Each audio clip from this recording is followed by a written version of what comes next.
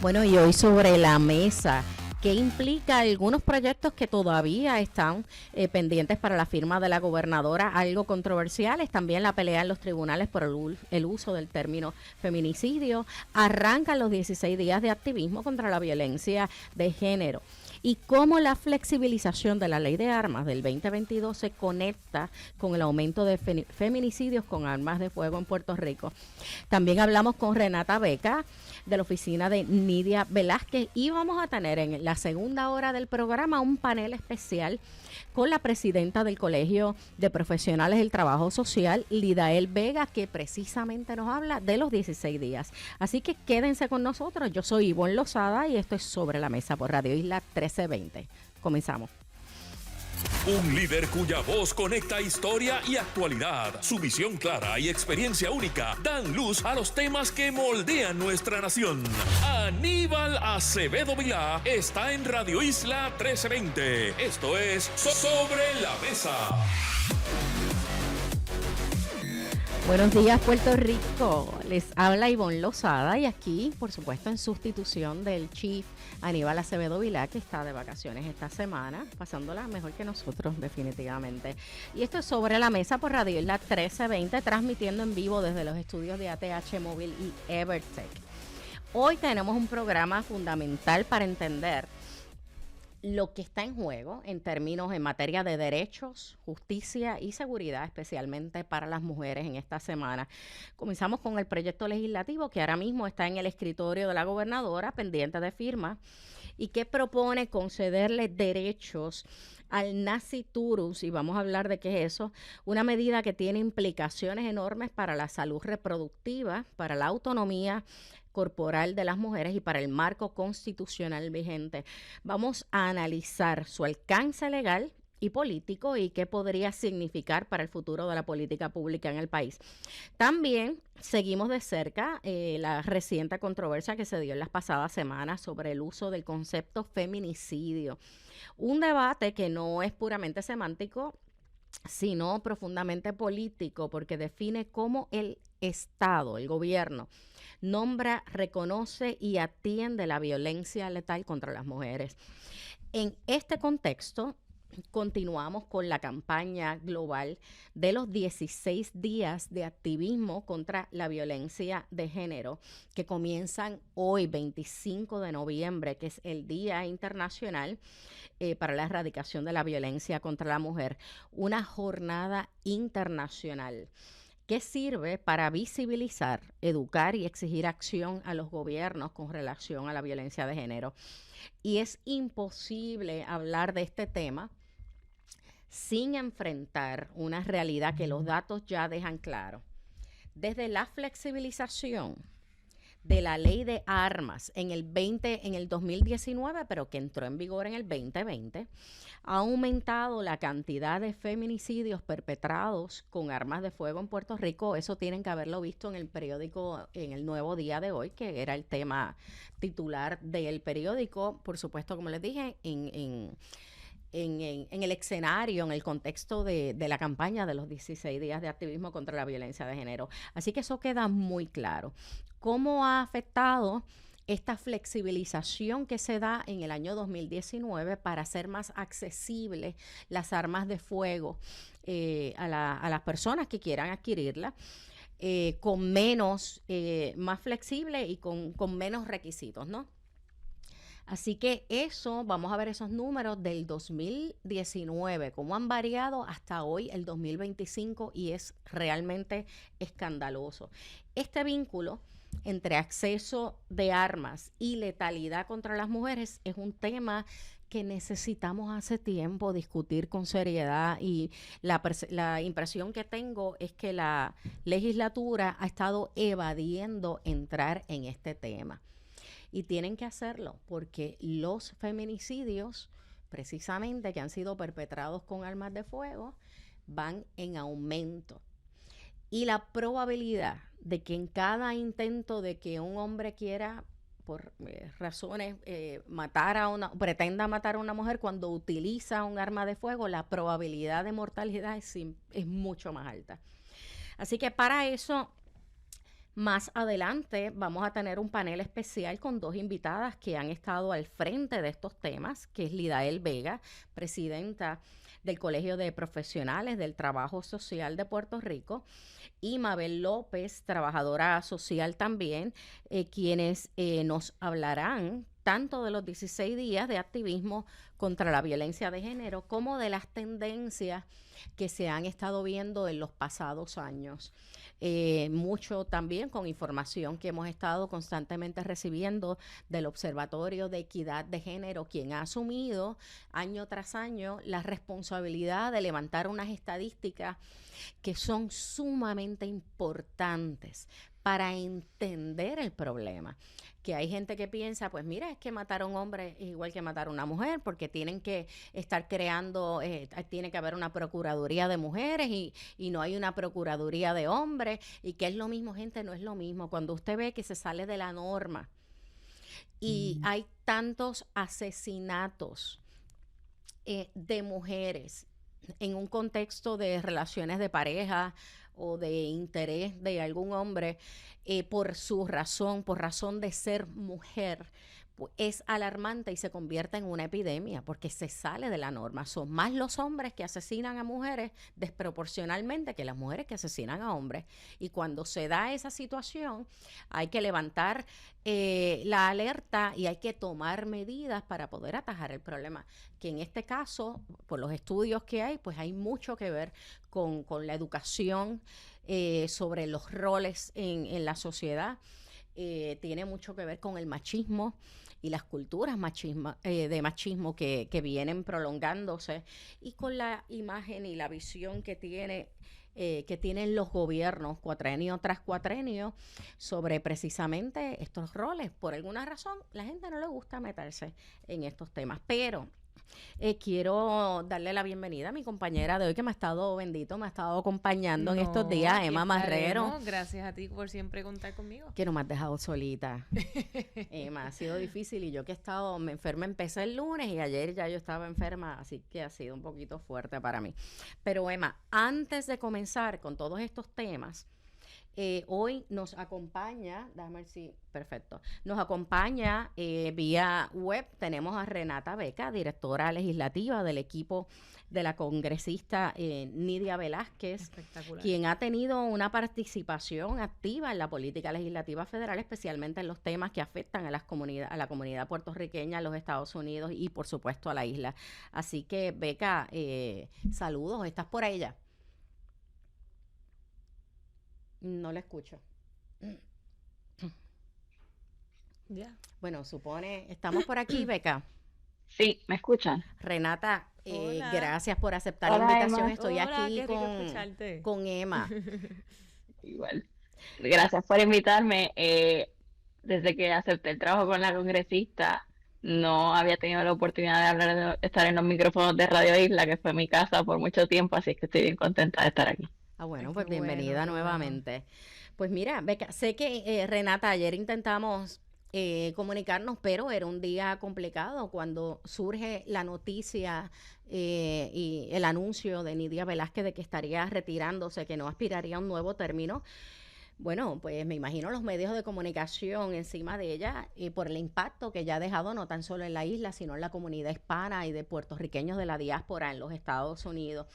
Y aquí en Puerto Rico, pues ciertamente muchos entendemos la magnitud de ese anuncio, porque no estamos hablando solo de una congresista de Nueva York, estamos hablando de una de las voces más firmes y consistentes que Puerto Rico ha tenido dentro del Congreso Federal. Así que su salida sorprende porque llega en el momento de más poder y mayor influencia. Yo vi a una Nidia Velázquez, este término anterior, en su peak, en el peak de su carrera congresional. Así que tengo que decirte que un poco me sorprende, me preocupa por el momento histórico que estamos viviendo, que está viviendo Puerto Rico en Washington. Entiendo también y valoro el desprendimiento que ella hace, diciendo, bueno, que hay que darle espacio a las nuevas generaciones, y eso tiene mucho valor. ¿Cómo recibieron ustedes esta noticia en la oficina en la oficina congresional? Bueno, primero quiero aclarar que todo lo que voy a decir aquí es en mi carácter personal y no en representación de la oficina. Pero, pues, no sé si la gente sepa, yo llevo 6 años y medio ya en la oficina, llevo casi 4 de directora de legislación de la oficina, lo que supone un rol, lo que le llaman el Congreso Senior. Eh, Trabajo todos los días, 24 horas al día con la congresista, así es que obviamente para mí y el resto del staff, pues es una noticia difícil por lo que supone para la comunidad migrante, para las mujeres, para Puerto Rico, para los progresistas del mundo, en contra de guerras, de invasiones. Ella ha sido una voz muy contundente a través de su carrera, o sea que, pues difícil, ¿no? Para todo el staff que servimos con ella, pero a la vez muy honrado de que nos haya permitido asesorarla todo este tiempo y la confianza que me ha dado a mí como staffer y al resto del staff, porque ella es una tremenda jefa y supervisora y mentora. Y además ella ha creado una bancada en su distrito y apoyado una bancada en su distrito de líderes progresistas que están listos, ¿verdad?, para asumir el rol. En una entrevista que le hizo The Intercept a ella y a varios líderes de Nueva York, creo que lo explica muy bien, ¿no? Esto es muy Nidia Velázquez, irse en el top de su carrera bajo los términos que ella misma ha decidido, y yo creo que es de admirar su capacidad de entender el momento político que estamos viviendo y pasar la batuta a la próxima generación de líderes que ella sin duda ha fomentado, creado y empujado y apoyado a través de su carrera. Renata, ayer estábamos hablando un poco que la congresista fue pionera en muchísimas cosas, sobre todo como mujer, ¿verdad? De Yabucoa para el mundo, como diríamos aquí en Puerto Rico, y que ella capitalizara lo que representa ocupar un liderato de mujer, de latina, de puertorriqueña. Eso sin duda hay que reconocerlo, no importa la ideología política de estatus ni nada por el estilo, que es un mensaje que hemos estado llevando desde el día de ayer. Nosotras nos pusimos aquí a analizar y evaluar precisamente esa línea, que la congresista no iba a tomar esta decisión en el vacío, y pensamos en que es que ya hay un grupo identificado de posibles líderes. Por lo menos yo no tengo la menor duda que hay un grupo de jóvenes profesionales que ya se han desarrollado en ese carácter en New York y las diferentes áreas representativas. ¿Tienes alguna idea de perfil o lo que están buscando, lo que han imaginado de lo que debe ser un nuevo líder que ocupe ese espacio de la congresista? No voy a hablar de nombres porque eso se lo dejo a la congresista, como sabes. No, pues, exacto, el perfil, o sea. sí, pero nuestro distrito, el de New York 7, es el más progresista de los Estados Unidos. Contundentemente votó por Zohran Mamdani. Uh-huh.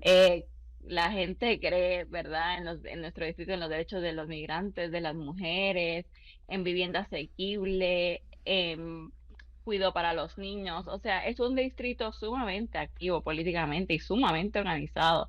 Tenemos cientos y cientos de organizaciones de comunidad de base que están súper organizadas. O sea, que apetito para ocupar ese escaño no va a faltar.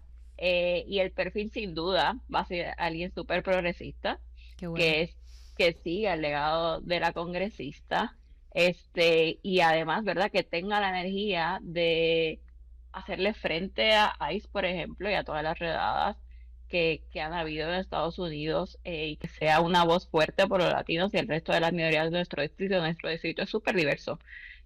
Ahí está bien dividido, ¿verdad? Según región geográfica, y todas las diferentes comunidades están súper organizadas, desde el sureste de Asia hasta Latinoamérica, la comunidad musulmana. O sea que es un distrito que está súper listo para seguir la batalla. Siendo un distrito tan activista, ciertamente hay un requisito para quien pretenda ocupar esa vacante, y es que necesita el apoyo de esas comunidades. Aparte, por supuesto, de reconocimiento público que hace falta tener, recursos económicos siempre, pero definitivamente el apoyo de esas comunidades que son muy activas. ¿Qué anécdotas tendrías? O sea, ¿cómo te marcó a ti, luego de haber trabajado estos años con Nidia? ¿Qué te ha marcado personal y profesionalmente? ¿Y qué anécdota tienes que nos puedas compartir que un poco define quién es Nidia Velázquez o por lo menos lo que representa para ti? Bueno, podría estar hablando horas, ¿verdad? De estos 6 años, que por cierto, han pasado súper rápido, fueron en abrir y cerrar de ojos. Yo pensaba que llevo un año a estar con ella y ya van 6 y medio. Y pues ascendí muy rápido también en la oficina. Y yo creo que eso se debe a varias cosas, ¿no? Primero, la congresista ha confiado en mí plenamente, lo cual yo siempre voy a estar muy agradecida. Pero lo que me impresiona y nunca me va a dejar de impresionar de ella es su capacidad de manejar temas de política pública súper complejos hasta ayudar el caso más específico, eh, y hasta alejado de su distrito como en Puerto Rico, ayudar directamente a las personas. Me acuerdo clarito que después del huracán Fiona, a nosotros nos llaman mucho de Puerto Rico, todo el tiempo llaman a mi oficina, pues porque saben que la congresista es una luchadora. Y nos llamó alguien diciendo que necesitaban, entiendo que era una planta y oxígeno para un paciente infantil. Y en 3 o 4 horas la congresista se movió y esa persona tenía su oxígeno y su planta para poder continuar con sus tratamientos y hasta medicina. O sea que ella va desde lo macro hasta lo micro, cubre todas las bases, no para de trabajar. Yo realmente estos 6 años no he parado de trabajar, y sí he tenido vacaciones, pero a veces en las vacaciones se trabaja también, pero es muy satisfactorio porque los resultados son súper tangibles. Sé que estamos ayudando a mucha gente, o por ejemplo con la negociación de los fondos para la tarjeta de salud, la congresista no paró, ¿verdad? De pedirle a la administración Biden y a los líderes del Congreso que se le hiciera esa asignación de fondos a la isla y se logró por 5 años y es una asignación súper importante de billones de dólares, 21 billones.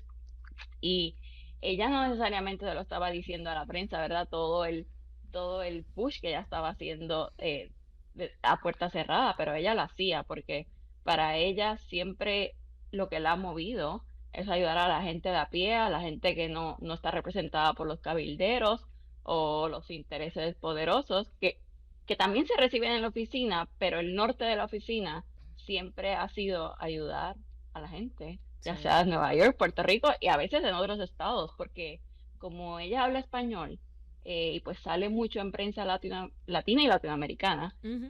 nos llaman un montón. De hecho, o sea, muchas veces se refieren a ella como la senadora Velázquez, porque saben que ella está ahí dando la batalla por todos y todas, sobre todo por esa comunidad migrante que se identifica con alguien que habla español y es como ellos, y por eso la representatividad es tan importante en la política. Mira, no hay duda de que Nidia está dejando un espacio muy difícil de llenar, como mujer, como hispana, como puertorriqueña. Yo estoy bien orgullosa de ella. Lamento situaciones que estuvieron pasando durante los últimos años, particularmente con el Partido Popular, que algunos líderes asumieron unas actitudes que me parece que eran incorrectas. Y Y todavía fue, las asumen. perdón, Y todavía. sí, y incorrecta y tan desacertada. En un momento, o sea, como decíamos ahorita, en el momento donde esta mujer tenía mayor poder, reconocimiento y respeto, y que Puerto Rico la necesitaba. Pero bueno, así es el mundo, ¿no? Yo creo que también eso es, aquí me estoy sirviendo con la cuchara grande, pero responde a una cultura machista política en Puerto Rico que todavía continúa. Y desafortunadamente, ¿verdad? Desde lejos creo que se está hasta incrementando ese discurso, contra las mujeres que asumen posiciones de liderazgo y sobre todo en contra de las mujeres que asumen posiciones de liderazgo y que no le temen a nadie ni nada, ¿verdad? La congresista Velázquez, desde Trump 1, la administración 1, se la ha parado de frente y sin miedo.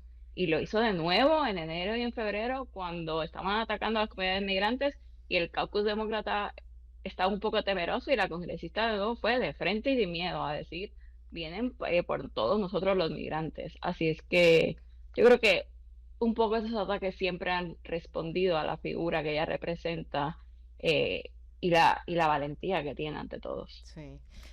Bueno, Sí, no, y totalmente, y Ahora quiero hacer un paréntesis y hablarle a Renata como tal. Ya hemos hablado de la congresista y todo el impacto que ha tenido sin duda alguna a nivel histórico y político.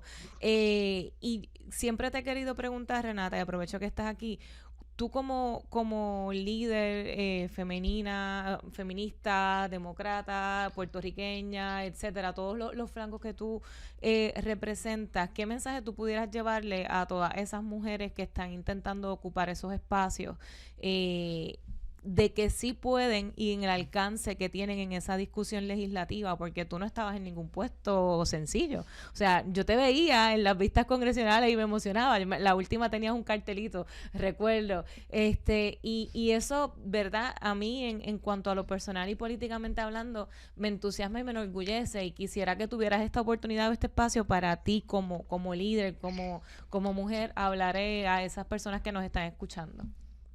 Gracias. Primero, que ocupen los espacios. Nadie se los va a dar. Básicamente tienes que, como diría mi jefa, tienes que romper la ventana y la puerta para que te los den. Uh-huh. En el Congreso, ahora mismo somos muy pocas mujeres puertorriqueñas, las puedo contar con los dedos de mis manos, y sobre todo somos muy pocas en posiciones de seniors, ¿no? Y eso se debe a muchas cosas, y a la cultura congresional, pero no por eso creo que las personas se deben asustar, al contrario, creo que deben de aspirar más a tener estas posiciones. Yo siempre he dicho que yo le echo a cualquiera de mis compañeros de la UPR de Derecho a los abogados del Congreso. La preparación académica que recibimos en Puerto Rico en todas las instituciones nos hace estar listos para estas posiciones.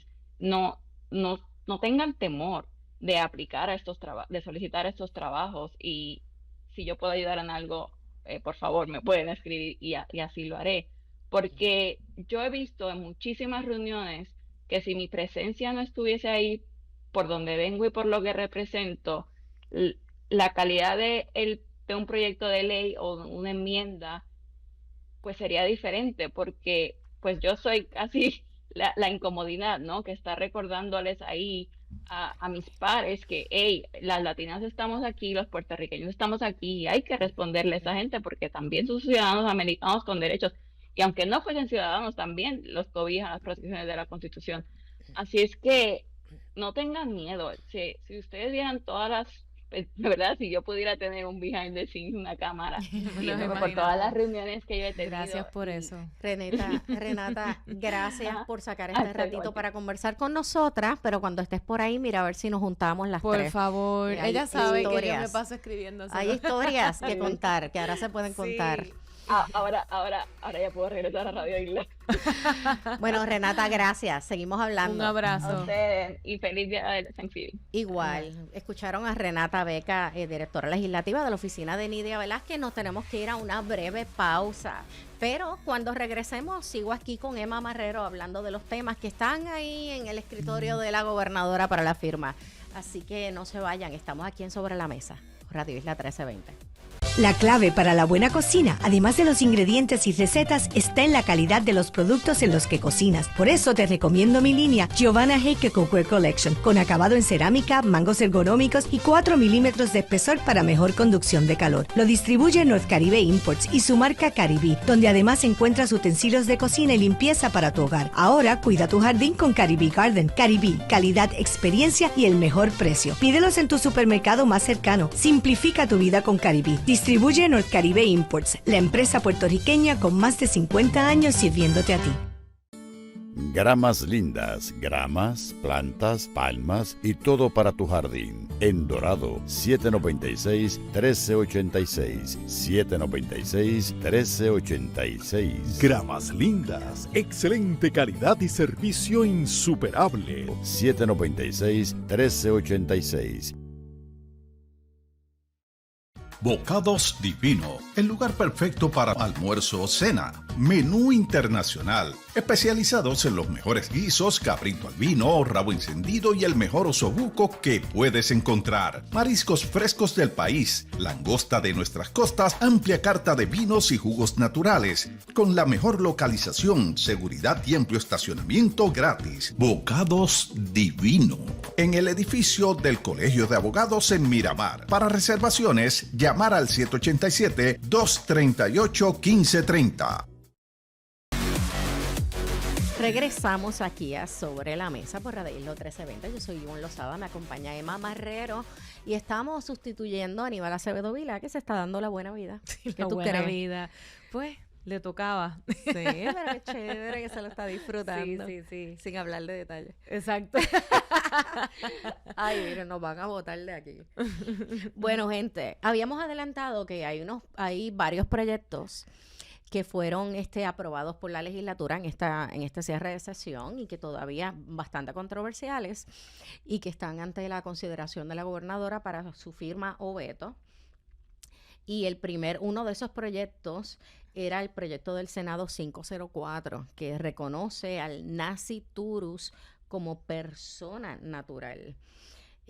A mí me da trabajo hablar de esto, Emma, porque me lo cojo personal y me revuelca un poco el estómago, porque yo lo veo como cuando me hablan desde la concepción, que una célula en la concepción, porque eso es una célula, que no hay, pues que tenga igual derechos o mayores derechos incluso que la mujer. De verdad que eso a mí me pone de mal humor. Sí, y a mí, ¿verdad? Siempre trato de aclarar que cuando nosotros como feministas hablamos de estos temas, rápidos nos ponen el sello de izquierdista, comunista y todo lo que termina en ista, ¿verdad?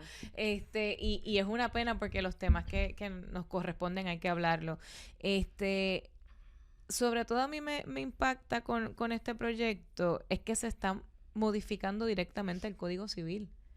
O sea, se le está dando personalidad jurídica. Y ya eso cambia por completo el Código Civil en sus definiciones. O sea, esto no es solamente un cambio de palabritas como muchos han hecho insinuar. Esto tiene un impacto a nivel civilista. Entonces, cuando nosotros buscamos otros países que están en esa línea, usualmente el uso y costumbre o la regla es no definir como una persona jurídica ¿verdad? Han dicho varias etapas, el embrión, la célula, el feto, nasciturus, etcétera, como le quieran poner, porque la realidad del caso es que las personas jurídicas deberían cobrar o adquirir esa personalidad o ese término legal una vez están en la tierra, una vez pueden vivir desprendidos del seno materno. Exacto. O sea, ¿cómo se le va a adjudicar? Y esto es una línea bien peligrosa, Ivonne, porque yo me puse a leer sobre el tema y países como Guatemala, El Salvador, República Dominicana, que son países que están en contra del feminismo, tienen esta estrategia o esta cláusula legal, ¿verdad? Llamarlo correctamente. Y ha causado controversias porque muchas personas entonces empiezan a ver el feto como un menor. Y se empieza a tomar esta disyuntiva de quién tiene más derecho, la mamá o el menor, porque ya están dándole ese enfoque de que es un menor. Vi un lugar que inclusive hubo una controversia brutal porque personas empezaron a criticar a un centro de fertilidad porque había un embrión, que el embrión estaba sufriendo. O sea, son muchas cosas que abren la puerta. Y están también, que me di cuenta, confundiendo los términos, porque Correcto. hablan de cuando en la concepción y empieza la gente a hablar del feto, eso no es lo mismo. No. O sea, en la concepción hay una célula y es un cigoto. En la próxima fase se convierte en embrión, que es como lo tengo por aquí, como a las 8 semanas. Y luego se convierte en un feto. No es lo mismo. En el momento de la concepción, les vuelvo a repetir, es una célula. Y hay personas que dicen, no, pero es que ya desde que tú escuchas los latidos del corazón. Y yo hablaba con la doctora Yari Vale, me decía, Meribón, en esa etapa no hay corazón. Es un impulso eléctrico, porque para que el corazón pueda latir tienen que haber músculos y la contracción de los músculos del corazón son los que provocan ese latido. Así que una célula no tiene nada de eso todavía. Es literalmente una célula que se va dividiendo. Sí, Sí, y el problema es que abre la puerta, porque si tú lees el proyecto de ley, tiene una parte que dice esto no afectará los derechos de la mujer sobre su cuerpo, ¿verdad? Lo dice, que entonces esto está creando controversias también entre el sector religioso de la derecha que quiere que se prohíba el aborto, pero la realidad del caso es que sí se abre la puerta, porque entonces se empieza a discutir lo que te comenté hace un rato, ¿quién tiene más poder?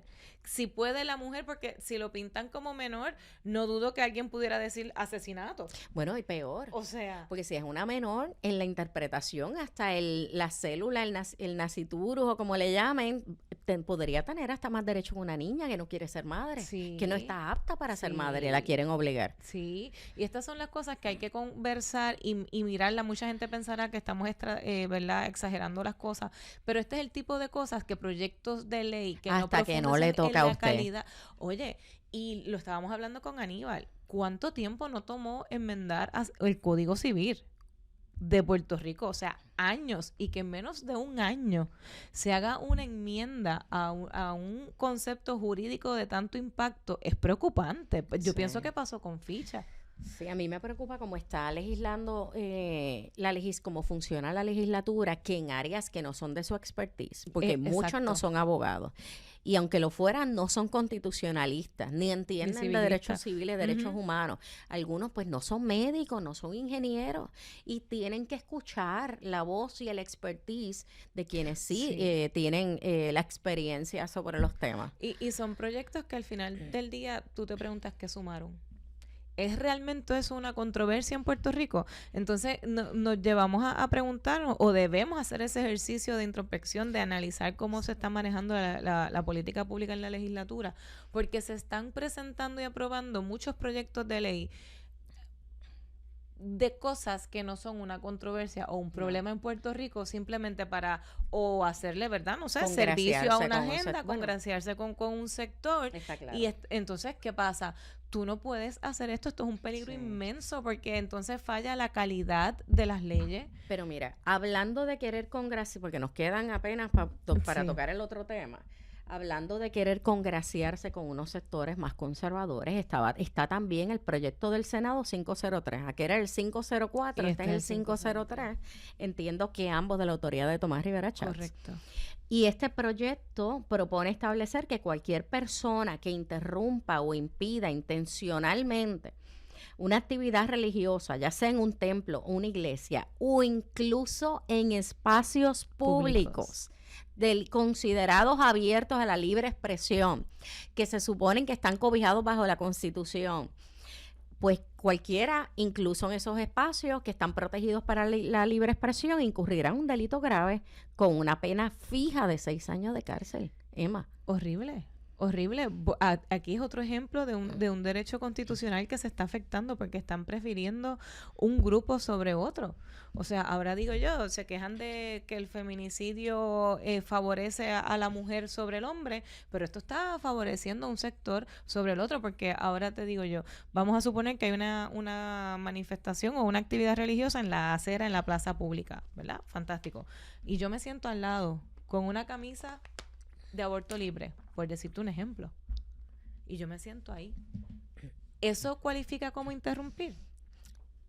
No lo define. El proyecto de ley no lo define. Entonces, ¿en dónde empiezan y terminan los derechos del otro? Es libertad de expresión. Están bregando y jugando con derechos fundamentales. Con los derechos fundamentales. Y yo no sé cómo esto ha pasado con ficha.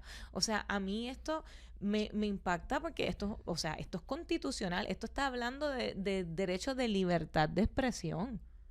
O sea, esto no es cualquier cosa. Es que si cualquier grupo se reúne, no importa lo que está haciendo porque determinan que ese es su derecho de expresión, está coartando, limitando el de otro sector porque es que no está definido qué es interrumpir. No. Es terrible, es preocupante. Pareciera que tienen un checklist de vamos a eliminar el derecho a la intimidad, totalmente, a la autonomía de tu cuerpo, a tomar decisiones, el derecho a la libre expresión. el derecho acceso a la información, el que estábamos hablando. Acceso a la Acceso a la información. Y ya mismo en el próximo segmento pues estaré hablando de otra medida que hoy el director ejecutivo de la Comisión de Derechos Civiles se expresó en torno a la creación de una oficina de base de fe que también eso impacta a la Constitución. Exactamente. Separación de Iglesia y Estado. Y en esa misma estamos. Parece que se nos fue este segmento rapidito. Pero bueno, Emma, gracias por acompañarme estos 2 días que no me dejaron solita aquí.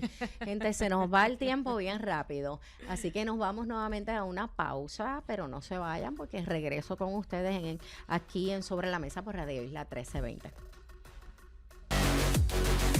Bueno, estamos aquí de vuelta en Sobre la Mesa por Radio Isla 1320. Yo soy Ivonne Lozada en sustitución de Aníbal Acevedo Vilá, que está de vacaciones esta semana.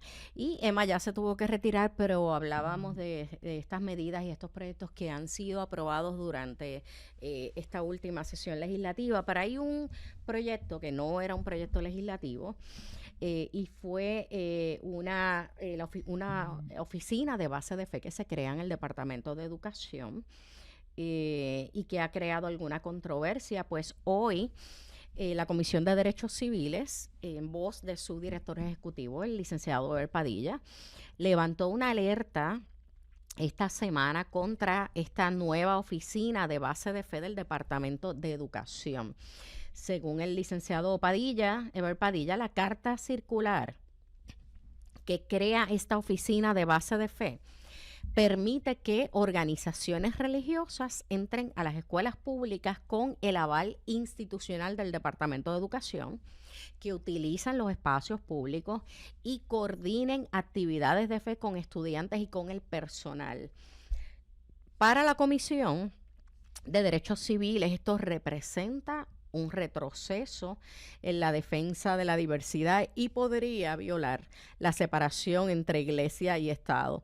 Por eso la comisión le está pidiendo a la gobernadora y al secretario de Educación que eliminen la carta circular que crea esta oficina de base de fe, y yo vengo hablando de esto hace un par de semanas también, con las mismas preocupaciones que tiene Eber Padilla en la Comisión de Derechos Civiles. Y aquí lo que está en juego, gente, lo que está en juego con esta oficina que se crea no es la fe, no, eso no sea, usted va a creer en lo que usted quiera creer. Eso no está afectado. Los empleados, los profesores, los maestros, los jóvenes que quieran creer, extraordinario. Los que no también, porque hay que respetárselo. Lo que está en juego aquí, que ha pasado y me sorprende que el secretario de Educación, que debería entender de estas materias, pues no lo haya visto. Lo que está en juego es la neutralidad del Estado. Cuando el propio, que es una obligación constitucional, el Estado tiene que respetar el derecho a la libertad de religión de los ciudadanos, porque es un derecho ciudadano, no es un derecho del gobierno, es un derecho de los ciudadanos a creer en lo que quieran creer o a no creer. Pero el gobierno no puede promover, obligarles, publicitar y dedicar recursos al establecimiento de ninguna fe. Así que cuando el propio Departamento de Educación crea una oficina para facilitar, promover actividades religiosas, aunque diga que son voluntarias, eso ejerce una presión y por supuesto que lo hace con una manera de persuadir a estudiantes, a maestros y a empleados sobre dichas prácticas. Y el Estado no puede favorecer ni una religión, ni tampoco puede favorecer expresiones de fe. Así que ese derecho que está en la Constitución, en la Carta de Derechos, que es el derecho a la libertad de religión, es un derecho suyo, nuevamente, suyo como ciudadano. ¿A usted ejercerlo o no? Yo creo o no creo. Volviendo, ¿cuál es el rol del gobierno y del Estado con relación a este derecho? Tiene que por obligación permanecer neutral no puede dar la impresión de que está favoreciendo alguna religión. Sobre todo que la mayoría, por supuesto, que la oficina de base de fe es para religiones cristianas.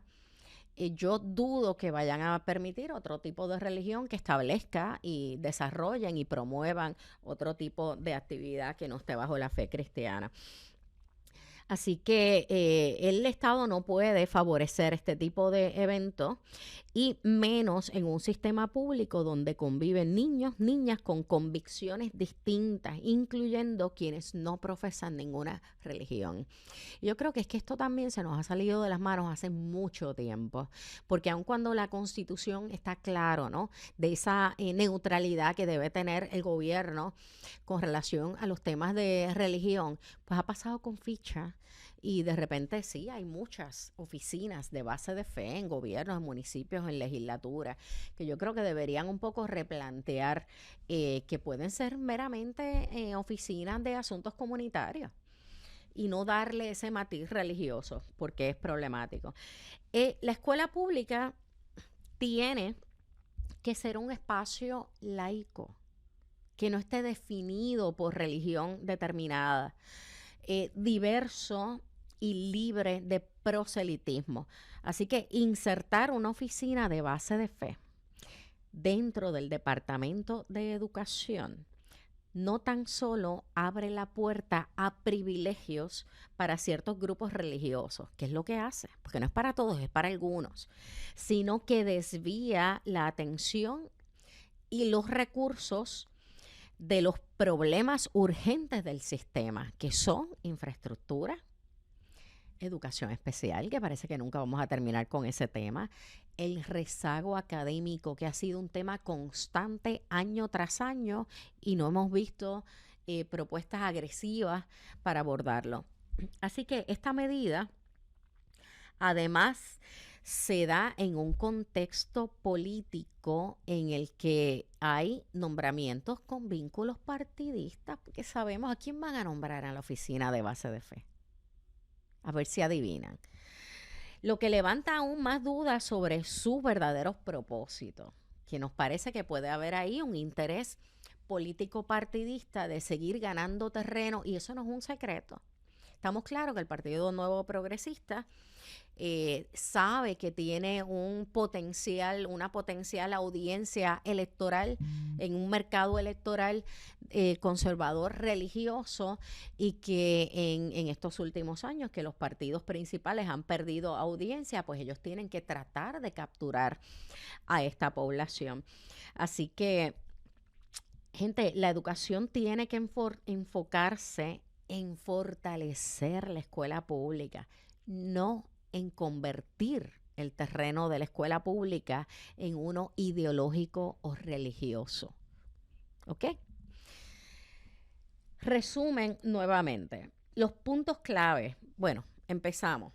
Como dije, el Departamento de Educación ha dado un paso significativo al adoptar una carta circular que establece la creación de una oficina de base de fe. Y no es solo una idea, ya es política oficial. Y el objetivo declarado por el mismo gobierno en esa carta circular es fortalecer los servicios a los estudiantes, aprovechando los recursos y el alcance comunitario de las organizaciones religiosas. Hay muchas otras comunidades, organizaciones comunitarias que muy bien pudieran estar ocupando ese espacio bajo esa misma línea.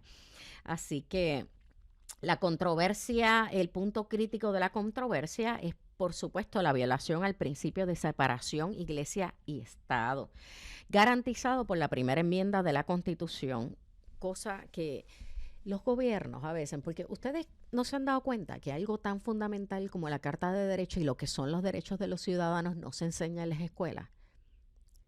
¿Y usted cree que para al gobierno le interesa educar a los jóvenes y a los ciudadanos de cuáles son sus derechos? Es que es preferible tenerlos en la ignorancia para que no tengan, ¿qué es lo que pasa?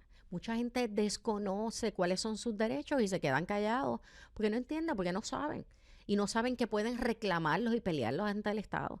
Excepto, obviamente, organizaciones de activismo que se han echado la carga encima de defender sus derechos y los míos también. Así que, gente, nos vamos a tener que ir a una pausa nuevamente. ¿Nos vamos a una pausa ahora o a las y 55, que estoy confundida?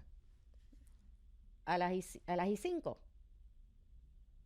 Ahora mismo. Ah, pues miren, nos vamos, miren, que yo todavía no me he acoplado al horario del programa. Pero, gente, nos vamos a una pausa. Cuando regresemos, tenemos un panel invitado con Lidael Vega, presidenta del Colegio de Profesionales del Trabajo Social, y Mabel López, trabajadora social.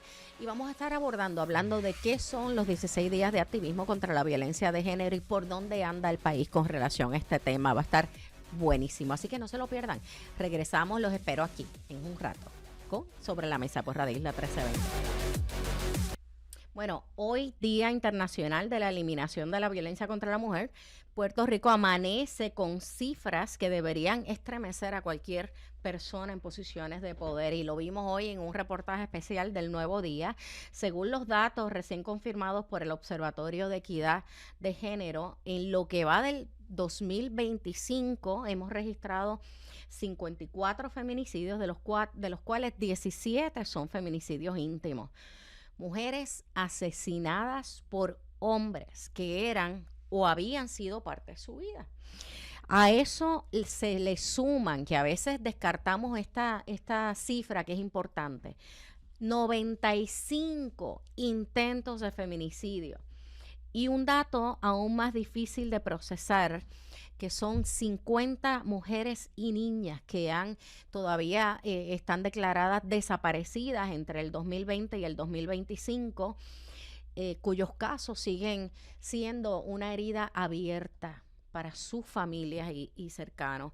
Hay algo fundamental que no podemos normalizar, y es que de estos 17 feminicidios íntimos de este año, de 17, 13 fueron cometidos con armas de fuego, y en la mayoría de estos casos el arma estaba legalmente, eran armas legales, que eso es algo que vamos a discutir más adelante. Ahora, esta violencia no ocurre en el vacío, ocurre en un país donde la ley de armas fue flexibilizada en el 2020,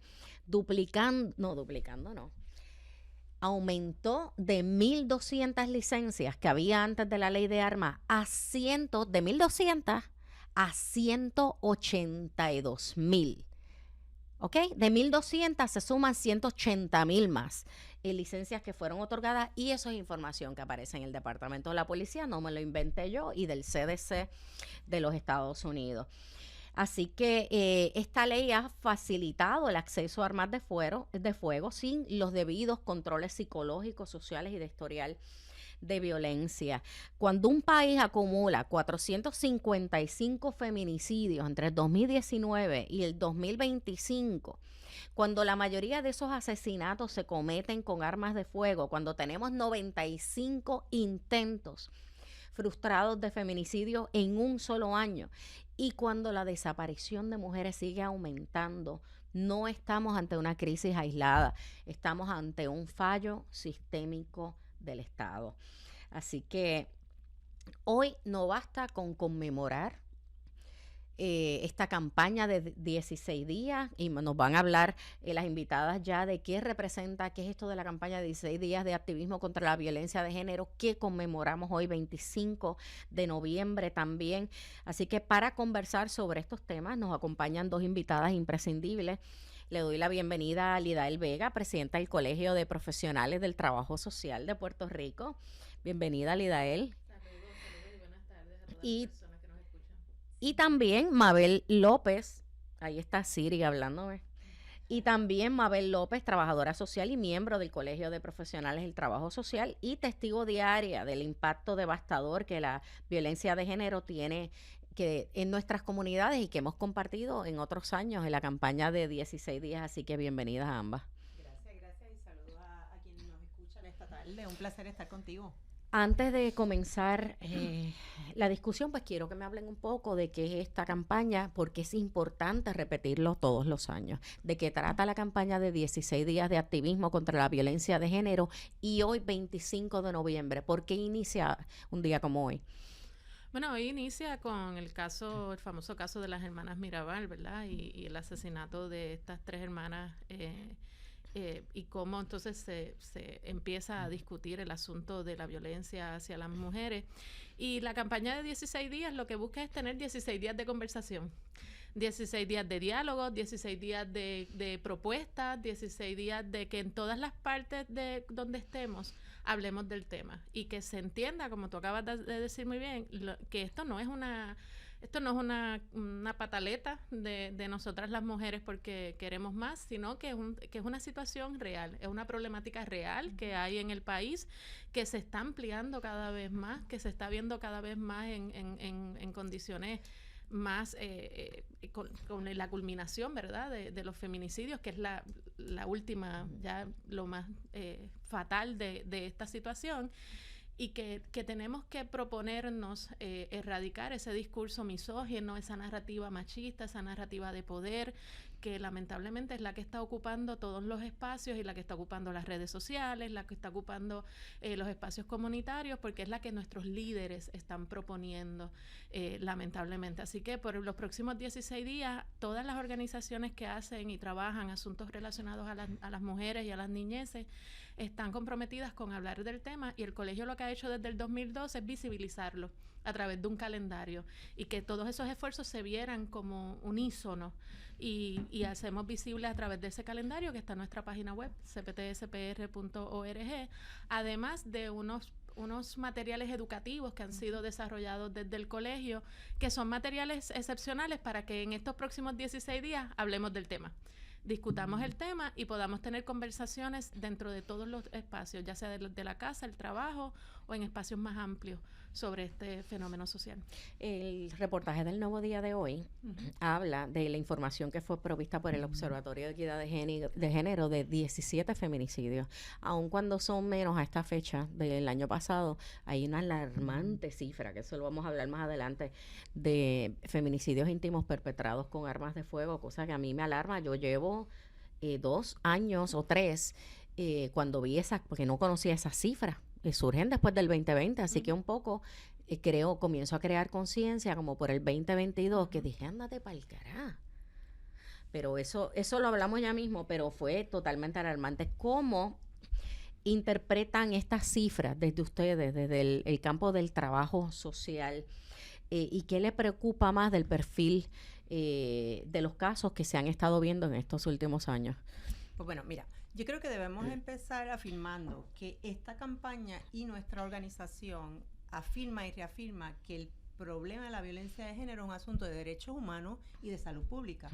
Aquí alguien perpetra, le violenta el derecho a la vida, a existir, a ser, a representarse, totalmente por una imposición de poder. Entonces, sabemos que aquí hay asuntos que nos llevan a hablar desde la política pública del Estado, y lo que traes de las armas es un asunto importante, porque precisamente, ¿qué nos alarma del perfil actual? Que el uso de armas legales, el arma predilecta, es la seleccionada por ese victimario. Y el gobierno se lo ha facilitado. Claro, con esa política pública flexibilizando el uso y el manejo de armas en el país, pensando en que le está poniendo la responsabilidad a la ciudadanía para que se cuida o se proteja, que sabemos que el asunto de seguridad también es un asunto de política pública, también es un asunto de derechos humanos que debe ser importante, y la seguridad es un derecho que debemos tener. Entonces, desde ese punto de vista y desde la profesión que albergamos, nosotros, los y las trabajadoras sociales, entendemos que esto es un asunto que requiere atención de política pública desde la prevención, y por eso esta campaña, y acogemos la campaña, ¿no? Es una campaña que lo que busca es prevenir, dialogar, reflexionar, como decía Lidael, de alguna manera que la gente se piense y se repiense, porque el discurso tradicional es tan agresivo y tan violento que naturalizamos esa violencia, y entonces esto es un asunto muy, muy preocupante. Se ha normalizado, y también la gente está bien intoxicada. También. Porque yo he hecho este cuento muchas veces. Yo estuve en otra emisora de radio en una entrevista que estaba de invitada, Y recuerdo que yo quería tocar el tema, por ejemplo, de violencia contra los menores. Los 10.000 casos que en algún momento habían pendientes de investigación en el Departamento de la Familia. Y cuando comienzo a hablar de eso, uno de los panelistas me dice, ay, no hables de eso, eso es como que feo. Y yo, pero ¿cómo que no hable de eso? ¿De qué quieres hablar? Del chisme político, porque es más sexy. En estos momentos lo que queremos hablar es de las fiestas de Navidad. Por eso, pero ¿cómo que no queremos abordar esos temas? Pero yo y creo si que no lo abordamos nosotros, ¿quién lo va a hacer? Yo creo que se une a lo que trae la campaña de este año, ¿verdad? Que es lo de la violencia digital, porque por un lado, a través de las redes sociales y el internet, hemos normalizado unas narrativas violentas, ¿verdad? Que vienen de nuestros líderes y desde nuestros, ¿verdad? Líderes políticos, que han dado permiso a que seamos violentos, porque nuestros líderes políticos lo que nos dicen todos los días, desde el presidente de los Estados Unidos hasta la gobernadora de este país, presidente del Senado, es que seamos violentos, que podemos agredir y no hay ningún problema. Pero por el otro lado se ha vendido la imagen de lo hermoso de la vida, de que no existen problemas, de que tú todo lo puedes hacer, porque hay un discurso, hay una narrativa al individualismo. Y esa narrativa al individualismo es lo que provoca que no haya no se quiera discutir el tema. Claro, eso no tiene que ver conmigo. Eso no tiene que ver conmigo. A mí no me está pasando, por un lado. Y por el otro lado, da mucho trabajo llegar a consensos y da mucho trabajo desde lo colectivo proponer respuestas que respondan a todas. Claro. A todas nuestras diversidades, Sí. a todas nuestras realidades. Y yo creo que ese miedo que tiene la gente a tocar el tema tiene que ver con ese mensaje que le han enviado de que la vida es bella, ¿verdad? Que es una campaña sobre el suicidio, de que la vida es bella y de que nosotras, y que no tenemos eso que no nos toca, que no nos corresponde atenderlo.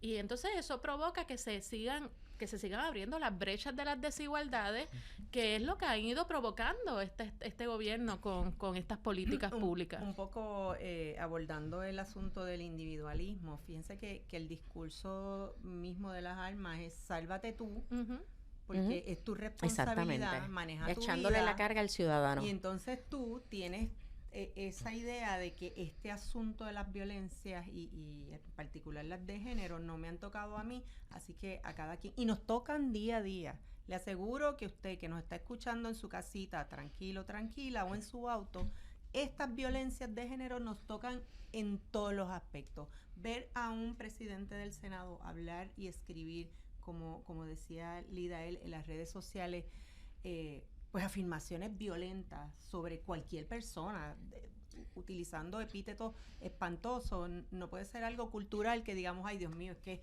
es todo un hombre, que es un macho nacho. Pues mire, el macho nacho nos está violentando y es violento su discurso. Entonces, en ese sentido, creo que aquí hay una visión individualista y por eso empezamos diciendo que esto es un asunto de derechos humanos, que esto es un asunto de colectividad, que es un asunto de salud pública, porque aquí muere mucha gente. Sí. Por esta De hecho, yo quiero volver a la relación entre las armas de fuego y los feminicidios íntimos, pero eso me trae lo que me estás hablando de la violencia armada en general en Puerto Rico. Y yo encontré esta gráfica que es de el CDC federal, que es el Centro de Control de Enfermedades, y ahí también se llevan y se monitorean las muertes por armas de fuego. Claro. En Puerto Rico, la jurisdicción de los Estados Unidos, en el 2018, justo antes de enmendar la ley de armas, porque no tengo la última tasa, justo antes, la tasa de homicidios armados, de violencia armada en Puerto Rico, fue 4 veces mayor que el promedio nacional en los Estados Unidos. Esto es información que saca el gobierno federal y yo no entiendo cómo el gobierno local no presiona el botón de alarma y dice, aquí hay algo que está mal y no toman medidas. Si tienes la data, igual con las armas de fuego, en el 2023, que es cuando obtengo la primera vez las cifras, que te muestran el cambio que hubo a partir de las enmiendas a la ley de armas que entraron en vigor en el 2020. Así que cuando veo las primeras cifras, de hecho hice un video y me cayó en las organizaciones de cabildeo de armas y no sé, me cayeron encima, a mí y alguien más que también se expresó. Pero en el 2019, hasta el 2019, solo el 33% de los feminicidios era perpetrado con armas de fuego. 33%. Tan pronto enmiendan la ley de armas, tan pronto la enmiendan, que suben las licencias de 1.200 a 182.000, 180.000 más. Sube ese 33% de feminicidios perpetrados con armas de fuego a 74%. De 33 a 74. Lo estás viendo el primer año el efecto. Más del doble de la y de cifra. esas, el 76% de las armas utilizadas en feminicidio eran legales. ¿Qué te di? Gente, lo tienen ahí a los legisladores. Hoy no es 74%. El porciento de feminicidios perpetrados con armas de fuego hoy, según lo muestra el Nuevo Día, por información del observatorio, es 81%.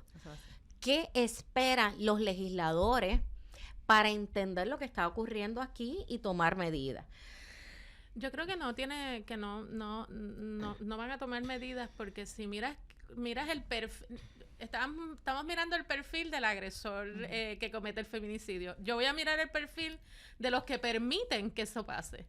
Es un perfil de que hombres blancos, heterosexuales, que tienen poder económico y que tienen poder político, claro, y que tienen un acceso al poder y un acceso al control. Nosotras no les importamos. No le importamos nosotras, ni le importan las juventudes que están, lamentablemente, en las comunidades pobres, matándose entre ellas por el asunto de armas y por los asuntos relacionados con trasiegos de drogas, que eso es otro tema.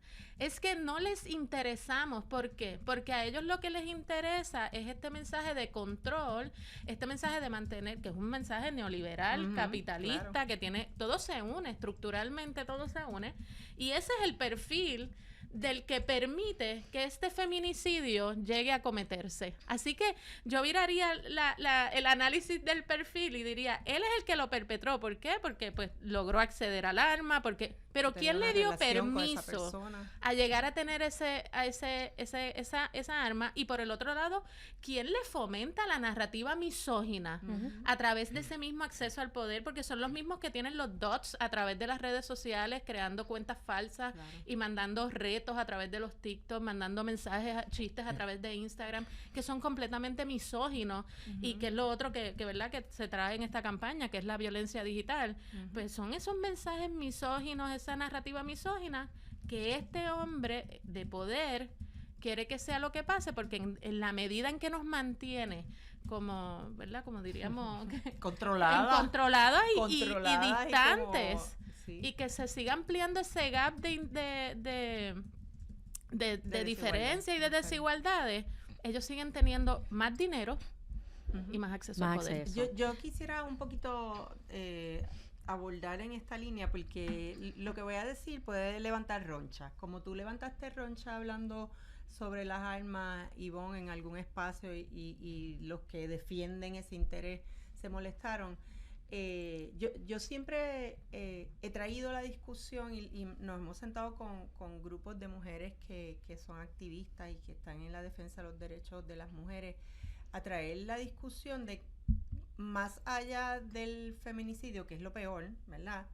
Está una situación violenta que está pasando en las calles que se relaciona al uso de armas, pero se relaciona también esta estructura machista de relación de desigualdad entre hombres y mujeres, que son estos jóvenes que se están muriendo en las calles, en el mundo de la criminalidad. Aquí hay asuntos económicos, definitivamente. Entran a este mundo por unas razones específicas que las conocemos, pero en el sentido de cómo se hacen ese performance, como dicen los jóvenes ahora, ¿verdad? Cómo se representan en esa lucha de la criminalidad es a través del uso de armas violentas, y la mayoría de estos hombres que están muriendo son jóvenes, varones, y cuando menos de 24 años. Cuando tú oyes en la descripción de la prensa, sea escrita o a través de la televisión o radio, ¿cuál es un denominador común? Tienen historial de violencia de género. ya tuvieron una orden de protección encima. O sea, ¿de qué estamos hablando? Estamos hablando de cosas que usted dice, bueno, no me toca la violencia de género en una relación de pareja, pero mire, le toca en la calle.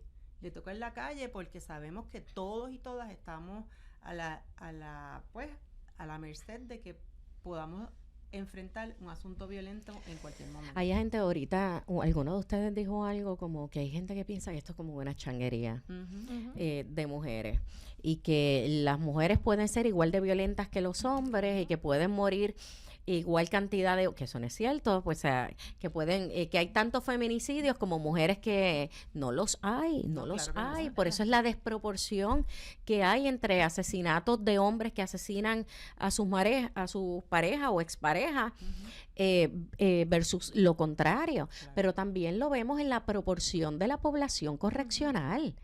¿Qué porcentaje de mujeres hay hoy en las cárceles de Puerto Rico versus hombres? Es ínfimo. Y yo tengo unos datos aquí que no sé si, que los tengo de Estadísticas Puerto Rico, que habla de prisonstudies.org, que dice que en Puerto Rico los datos más recientes disponibles muestran que las mujeres constituyen aproximadamente 3.7% de la población correccional, mientras versus pues el otro lado que son de hombres 96.3%. Eso debe decir y reflejar algo sobre la relación entre machismos, culturas machistas y violencia. El proceso de crianza, como en ese proceso de crianza y de desarrollo de cómo nos construimos en términos de nuestro género. Claro, sí, la construcción en la casa y nosotras no estamos exentas del discurso patriarcal y machista. Nosotras nacimos en ese discurso y hemos crecido en ese discurso. Lo que pasa es que habemos algunas que nos hemos dado la tarea de deconstruir ese discurso a través de procesos, ¿verdad?, de colectivos y de formación. Pero somos parte de esta construcción patriarcal y machista y lo que pasa es que las estadísticas no reflejan lo que ellos quieren reflejar, porque ese discurso lo que ha dicho es que nosotras tenemos un rol, que es un rol de sumisión, versus el rol del poder, que es el que tiene la figura masculina. Así que tratar de desvincular que nosotras no estamos dentro de esta sociedad y que hemos sido nacidas y criadas en un discurso machista y patriarcal, no, sí, hemos estado ahí. Lo que pasa es que la forma en que se ha construido ese discurso es que nosotras tenemos un rol, que es un rol de sumisión, y por eso tenemos que someternos ante la figura masculina. Y en efecto, esto tiene que ser parte de esa discusión y de romper con esa narrativa para que hayan procesos de crianza donde se construyan masculinidades sanas. Y que yo soy partidaria de que el Estado tiene una responsabilidad y la familia tiene otra. Y no soy partidaria, es la realidad. Ahora que todo el mundo está diciendo, estas campañas de que sí, ¿dónde están los niños? Y no sé qué, que hay una contradicción entre eso, ¿es responsabilidad mía o no? Pero ¿por qué te metes? Bueno, nada. Pero hay un ping-pong sobre quién es responsable. Esas discusiones también son buenas tenerlas en este asunto. Sí, que el Estado es responsable, pero no importa lo que pase, ¿verdad? Más allá de lo que queramos que pase dentro de la casa, el Estado es responsable por todas las personas. Y por eso es que el Estado es responsable de construir una educación con perspectiva de género desde las niñeces para erradicar este discurso y esta narrativa machista. Sí. Y lamentablemente el Estado no ha querido accionar. Al Estado parecería que para ellos, tú lo acabas de decir, ahí están los datos, ahí están los números. Sí. Lo que vemos es que siguen ampliando Son sus propios datos, son los datos de la policía, del Instituto de Estadística, del CDC federal, o sea, no los estamos inventando. No, los analizan desde una perspectiva, ¿verdad? Ni los analizan, porque es que no los leen, no los abordan. Vamos a pensar que no los leen. Y la verdad es que también no se recogen algunos datos. Sí, porque, hay muchos que no por ejemplo, recogen. Cuando hablamos de feminicidio, tal vez ahí en ese asunto se murió tal vez la suegra, el hijo, mató al hermano, y hay otras muertes que no se contabilizan en lo que es la violencia de género en el país. Entonces, surge que es una mujer que murió a manos de su pareja, pero tal vez en ese incidente murieron otras personas y no se contabilizan. Hay un problema, ¿verdad?, de interpretación de los datos. Sí, nos tenemos que ir a una breve pausa. La conversación está súper interesante. Al regreso vamos a hablar de qué pasó con esto del estado de emergencia, que tanto se habló el pasado cuatrenio. Así que no se vayan, seguimos aquí con Sobre la Mesa por Radio Isla 1320. Regresamos aquí a Sobre la Mesa por Radio Isla 1320. Yo soy Ivonne Lozada en sustitución de Aníbal Acevedo Vilá en esta semana. Y estábamos hablando con Lidael Vega y Mabel López sobre los 16 días de activismo contra la violencia de género y los temas pertinentes, a ver cuánto avance ha habido con relación a este tema. Y uno de ellos es que el cuatrenio pasado se declaró un estado de emergencia en el cual también se crea un comité de expertos, que eran expertos, gente de organizaciones de activismo que tienen redundante la experiencia, el expertise y que pudieron colaborar y redactar un informe de recomendaciones que se supone que el gobierno y sus agencias en su momento pues adoptaran como parte de esta campaña para la erradicación de la violencia de género. ¿Qué pasó con este informe? Bueno, yo no sé, a mí me gustaría iniciar y que después Lidael continúe, porque desde el colegio fuimos parte del grupo PARE, ahí laboramos, hubo mucha gente con muy buena intención. Se hizo mucho trabajo que definitivamente si se hubiese implementado hubiese sido tremendo avance para este problema, ¿verdad?, que estamos discutiendo hoy en esta tarde. Pero la verdad es que se hizo la campaña y como toda la política pública en el país, luego que supuestamente se implementa o no se implementa, no hay evaluación de los frutos, si fue positivo o no fue positivo, si hubo un adelanto, si no lo hubo, y no hay evaluación. Uno de los asuntos de problema de política pública en el país es que ninguno de los programas que se implementa en la política pública tienen un elemento de evaluación. Y para, ¿verdad?, yo como docente e investigadora, para uno saber si algo funciona, tú tienes que definitivamente evaluarlo. Y eso no pasó, lo que nos sorprendió a la mayoría de nosotras. Y por otro lado, el que se le hayan dado 15 millones para para un currículo de equidad y respeto en las escuelas. ¿Qué pasó con esos 15 millones? ¿A dónde fueron a parar? ¿Dónde están? Cuando obviamente todas las organizaciones, no tan solo en Puerto Rico, mundialmente, se recomienda que la perspectiva de género en los currículos de educación sea un adelanto en la prevención de este problema de las violencias de género. Porque a mí me gusta llamarlo las violencias de género, porque aquí no solo hablamos de que un hombre mata a una mujer, también hablamos de que hay otras víctimas alrededor, entre ellos nosotros, la ciudadanía, y esos niños y niñas que se quedan huérfanos, que sabemos, y también hay data del Observatorio de Equidad, no de las estadísticas del Estado, de estos niños que quedan desprovistos y sin servicio. Y en gran medida fue el asunto de siempre, la ubicación de los recursos económicos, como el Estado no ubica los recursos económicos en los lugares que tiene que ubicarlos. Y si no me recuerdo, parte de una de las situaciones que surgen por ese mismo proyecto educativo, de currículo, de equidad y respeto, que no respondía a lo que estaba el grupo PARE proponiendo y haciendo. Entonces había todo un proyecto, era como proyectos paralelos, y recuerdo que hubo varias organizaciones que dijeron hasta aquí, ¿verdad? No nos vamos a prestar para esto. ¿Y por qué el currículo de equidad y género no es el que estábamos recomendando? Porque invisibiliza las diversidades. Cuando queremos hablar de equidad en general, a todas las personas, sin mencionar cada una de esas personas y sus diferencias y sus diversidades, estamos invisibilizando a unos grupos y estamos siendo violentos en la misma enseñanza. Y eso es parte de por qué, en cierta medida, ese grupo en un momento dado tiene que también decir un alto, porque no podían ser partícipes, lamentablemente, de que el Estado iba llevando dos agendas paralelas, que una era públicamente diciendo aquí hay un estado de emergencia, las estamos apoyando, pero por el otro lado estaban aprobando otras medidas. Y a mí me gustaría decir que tenemos que tener cautela con esto de los estados de emergencia, ¿Por qué? Porque los estados de emergencia le dan la potestad a los gobiernos a la ubicación, transferencia, movimiento de recursos económicos, recursos material, recursos humanos, para atender este asunto sin pasar por los debidos procesos. Sí. Y ya tuvimos la experiencia de cómo por un lado nos estaban haciendo trabajar, pero por el otro lado estaban moviendo las fichas para otras cosas.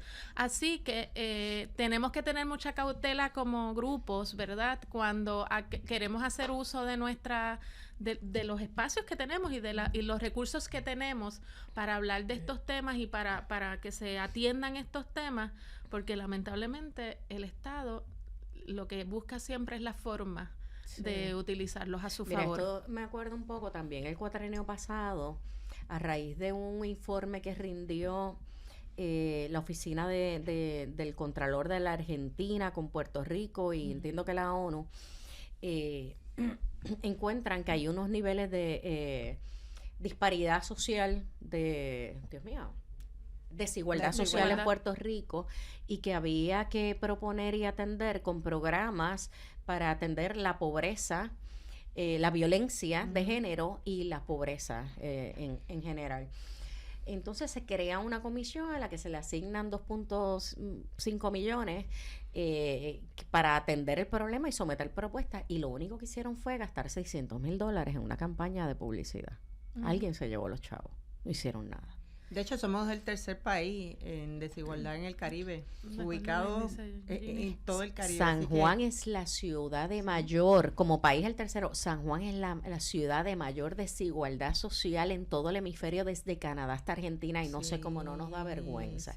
Y yo, que no quiero caerle encima al alcalde de San Juan, que ha hecho su trabajo en la ciudad, pues hay una disparidad en el campo. Hay gente de San Juan, del condado, que no saben que San Juan tiene un campo. Y que tiene un campo bien pobre. Y no hay que irse muy lejos. Barriada Figueroa, que está a 2 minutos del condado. Y hay que ver. ¿Y qué está pasando ahí? Yo no he visto nada. Pero bueno, eso es otro tema para otro momento. Pero hablando de recortes también federales, esta nueva administración de Trump ha establecido unas políticas justo al inicio de comenzar de eliminar todos los programas que tenían que ver con diversidad, equidad e inclusión. Los han eliminado, afectando así a miles de organizaciones de activismo y organizaciones comunitarias que estaban haciendo el trabajo que debería estar haciendo el gobierno, en este caso de apoyar a víctimas de violencia de género. Yo escuché a Trump en enero, febrero, comenzando él, cuando se atrevió a decir que estos programas para atender la violencia contra las mujeres que eran changuería. Bueno, la política, el documento se llama Wasteful Funds. Él establece que estos fondos, utilizar los fondos en esto es pérdida. Y en efecto, no tan solo, yo creo que hay dos vertientes aquí. Por un lado, el trabajo ya precarizado que hacían las organizaciones no gubernamentales dando el servicio que el Estado no da, porque lo hacían desde la precariedad, ¿verdad? Con todo el esfuerzo, con todas las ganas, con una experiencia enorme, pero de manera precarizada, porque tenían que estar buscando de dónde obtener más fondos para poder seguir dando el servicio.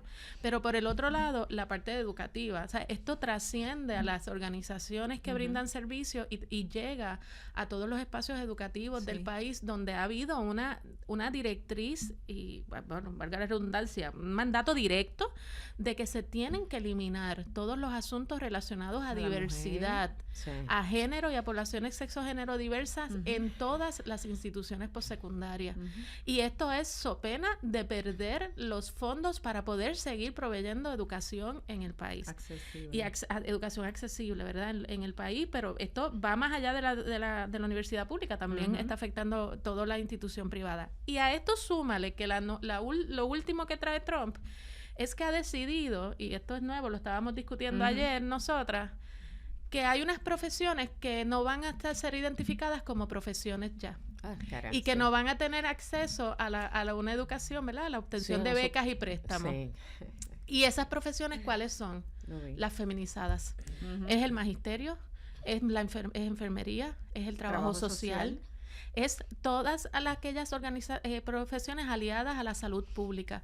Son, además de profesiones feminizadas, son las profesiones que dan el servicio que se requiere para erradicar las violencias. Que asisten a toda la población. Definitivamente, nosotros entendemos que aquí sigue habiendo esa doble vara en términos de esos ojos y esa interpretación que es inequitativa entre género y se da con cosas tan sublimes como esta.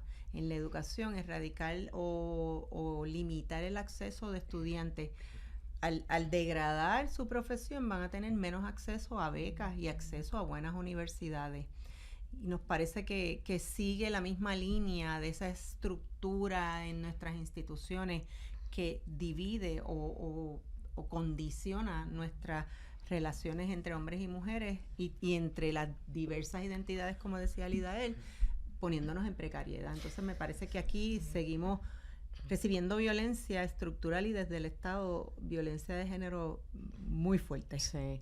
Gente, se nos ha ido bien rápido, nos queda otro segmento, pero ahora nos tenemos que ir a una pausa, así que no se vaya, que regresamos con el último segmento de aquí en Sobre la Mesa por Radio Isla 1320. Regresamos aquí a este último segmento de Sobre la Mesa por Radio Isla 1320, que hemos dedicado esta segunda hora a la campaña de 16 días de activismo contra la violencia de género, y se encuentran conmigo Lidael Vega, presidenta del Colegio de Profesionales de Trabajo Social, igualmente del colegio a la trabajadora social Mabel López, y estábamos hablando un poco del tema, las responsabilidades estatales, qué pasó con PARE, política pública, pero vamos, si ustedes pudieran recomendar 3 medidas inmediatas en que el gobierno o el país ya está en posición de asumir, 3 medidas que pudieran asumir para reducir los feminicidios en este próximo año 2026. Yo creo que, y entendemos que se debe acoger una filosofía y una base desde la perspectiva de género y derechos humanos en el desarrollo de la política pública. Debería ser de esta manera que se redacte la política pública en el Estado. Una manera de prevención, que es lo otro que le apuntaríamos, la prevención es fundamental para prevenir este tema de los feminicidios y erradicar todas las manifestaciones violentas desde el género. Tenemos que empezar a educarnos con una conciencia desde los derechos humanos, desde la equidad. La perspectiva de género es un análisis de cómo esto históricamente nos ha llevado a esta condición de diferencias, inequidad y de cómo relacionarnos, que definitivamente no ha sido positivo y que merece una transformación social. Eso sería una de las principales recomendaciones. Yo entiendo que la ayuda fiscal y poner el dinero en las manos de las organizaciones es fundamental. Nosotros, las trabajadoras y los trabajadores sociales, todo el mundo dice, bueno, los trabajadores sociales, ¿dónde están? ¿Dónde están? Tratando de hacer de tripas corazones, porque una de nuestras funciones principales es que nuestros participantes y la ciudadanía tenga acceso a esos servicios que tienen el derecho a tenerlo. Y si no existen, ¿cómo vamos a hacer un trabajo de excelencia y que todo el mundo aprecie? Pues no tenemos los recursos. Hablemos del Departamento de la Familia, hablemos del Departamento de Salud, hablemos de los servicios en la comunidad, un poco en la dirección de servir y acompañar a nuestra ciudadanía. Si no hay recursos, no hay manera que llegue el acceso. No sé si tú quieres... Sí, acciones concretas. Mira, la perspectiva de género ya está. Fue un trabajo de los colectivos y la tiene el gobierno más que discutido, más que trabajado. Tienen todos los documentos allí, así que poder comenzar un currículo con perspectiva de género ya mañana lo pueden comenzar si quisieran, porque lo tienen listo y lo tienen disponible. Y lo mismo en términos de es a través de esa perspectiva de género que construimos masculinidades sanas, que construimos masculinidades que puedan acompañar y que puedan ser parte de este proceso de una sociedad para vivir en bienestar. Pero es bien importante también que trabajemos con que la sociedad aprenda que esto ya no es un tema, como decían nuestras abuelitas, que esto era un tema de la pareja y que en el tema de la pareja una no se mete. Yo detesto la frase de los trapos sucios se lavan en casa. Yo le iba a porque decir, me parece más machista. a mí me revuelta. Yo la iba a comentar como un ejemplo de eso mismo, de esas masculinidades negativas. Negativas, claro que sí. Esto es un asunto que nos compete a todos y a todas. Y yo creo que en la medida en que sigamos hablando el tema y sigamos asumiendo la responsabilidad comunitaria de exigirle al Estado, y yo creo que es que vamos a tener que empezar nuevamente a virar la tortilla y no esperar que el Estado haga, sino movernos, como hoy por la mañana estuvieron las compañeras de la colectiva. Estamos aquí, estamos protestando, pero escuché a Chariana decir, pero tenemos propuestas. Escuchen Exacto. las propuestas. Que hubo unas críticas que habíamos hecho detrás del aire, fuera del aire, sobre esta situación, que no las escuché, me entero por ustedes. Sí, y un poco en la oficina de la gobernadora, yo creo que el representante de Asuntos Públicos decía que hay una imposición de estas organizaciones sobre qué hay que hacer, pero es que hay propuestas, hay desde lo que hay es frustración. Sí, no hay voluntad, y no hay voluntad, lamentablemente, a sabiendas que en este país nosotras pagamos contribuciones, pagamos muchas contribuciones. Esas contribuciones no se dirigen donde deben estar. Y hay un movimiento del Estado a seguir ampliando los derechos de algo que en Puerto Rico no es un problema, que es la libertad de culto y la libertad religiosa, y el derecho que tienen las personas a profesar su fe. Y lo que estamos viendo de parte del Estado en la legislatura, en toda la legislación que ha tenido este año, es relacionado, ¿verdad?, a mantener y ampliar ese derecho, ¿verdad?, fundamental de la fe, y por el otro lado crear oficinas de base de fe como la que acaban de crear en el Departamento de Educación, que no tienen sentido ninguno, cuando quisiéramos que todo ese dinero llegue directamente a la escuela y llegue claro, directamente a las niñeces y a las comunidades que están alrededor. Así que ¿por qué se hace esa crítica de que es que queremos imponer? Porque el Estado nos está imponiendo un Estado basado en una mirada, y bueno, que es basada en una idea que es cristocéntrica. No es una tensión, es una política pública redactada desde unos intereses que no son problemas. Ellos los han convertido en movidas políticas. En una movida. O sea, es bien claro, y yo lo dije ahorita, lo puedo decir yo, quizás ustedes no, pero el Partido No Progresista, los partidos principales han perdido audiencia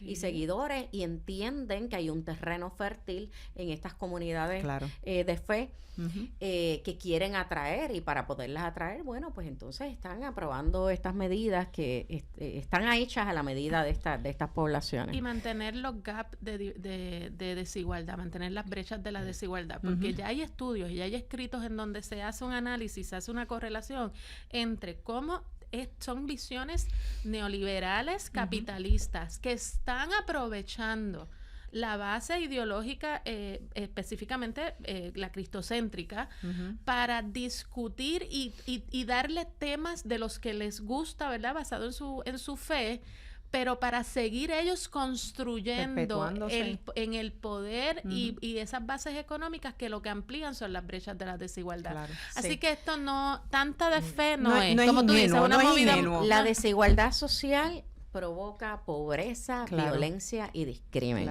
Y eso es lo que estamos viviendo. Y nosotras que lo estamos viviendo en la calle. Bueno, gente, se nos acabó casi el tiempo, pero les agradezco enormemente que me hayan acompañado en esta tarde de hoy. Ya mañana tendremos otro panel sobre violencia obstétrica, pero hoy, para ustedes que nos escuchan, en este Día Internacional de la Eliminación de Violencia contra la Mujer, hemos escuchado una verdad ineludible: la violencia en Puerto Rico, la violencia de género, es inevitable, es prevenible, pero requiere voluntad política, recursos que los hay, están mal manejados, y compromiso real con la justicia y la equidad. Los datos que conocimos hoy mediante la prensa escrita: 17 feminicidios íntimos en lo que va de año, 13 de ellos con armas de fuego, muchos con armas de fuego legales. No son números aislados, son el número directo de una política pública que flexibilizó el acceso a las armas de fuego, de un currículo escolar sin perspectiva de género, de una procuraduría sin liderazgo y de un Estado que ha fallado en su responsabilidad de proteger. Pero también hemos escuchado hoy de nuestras invitadas que hay caminos, hay soluciones. Como dije ahorita, hace falta voluntad política, las respuestas están ahí, y que mientras el Estado se rezaga, las organizaciones, las trabajadoras sociales, las comunidades y las sobrevivientes llevan la carga más pesada, y no debería ser así. Prevenir la violencia de género es una responsabilidad de todos, pero el Estado tiene gran peso sobre esta responsabilidad legal, ética y humana. Así que este 25 de noviembre, hoy, que este panel sea un recordatorio de que la violencia no es inevitable, es el resultado de decisiones, y que también podemos decidir como país construir una cultura de equidad, de educación, de prevención y de vida. Así que aquí, y estoy segura que ustedes coinciden con esto, aquí seguiremos insistiendo, exigiendo y acompañando a quienes nos necesitan. Así que, gente, gracias por acompañarnos esta tarde. Los veo mañana aquí a las 4 de la tarde por Sobre la Mesa por Radio Isla 1320. Hasta mañana.